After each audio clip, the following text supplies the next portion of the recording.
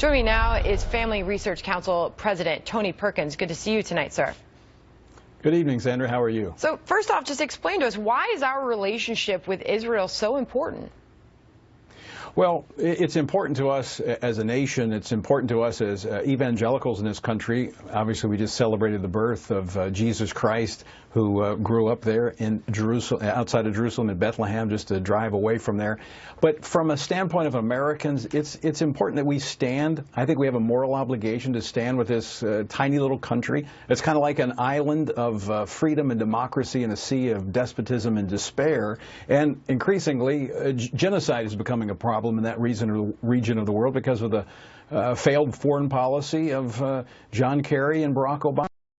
So we have an obligation, a geopolitical obligation. They're the only real strong ally. We've got others in the area we're working with. Jordan's good, Egypt is coming along, but none are like Israel. So what kind of damage was done by abstaining from that vote last Friday? And furthermore, this speech that we had just heard from the Secretary of State, John Kerry.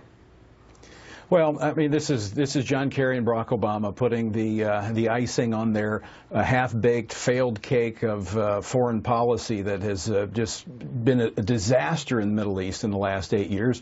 Look, there's no question. This is a setback. The Trump administration coming in is going to have to move quickly to work to get the UN to rescind this. Now, it doesn't have a lot of teeth, but it does stigmatize. So what does that look like, though, Israel. Tony? I mean, what kind of confidence do you have that that's going to take place? And what does the relationship look like under the new administration? I think we've already seen it's very strong, even in the tweeting that has gone back and forth between the Prime Minister and Donald Trump. Look, I think they will move quickly. I think they'll put the squeeze on the UN. The UN has to reverse this.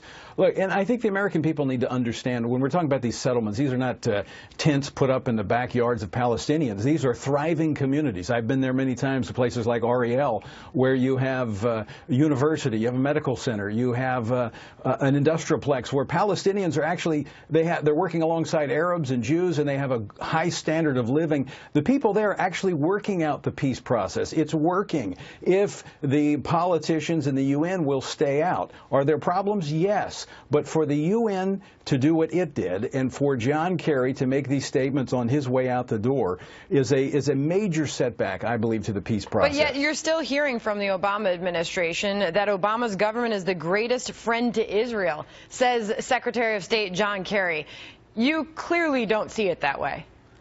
Well, I would say this, using a biblical analogy from the land of the Bible, is that there is no fruit to suggest that that is the case. Wow. All right. Tony Perkins, we'll leave it there. Thanks for being here tonight. All right, Sandra.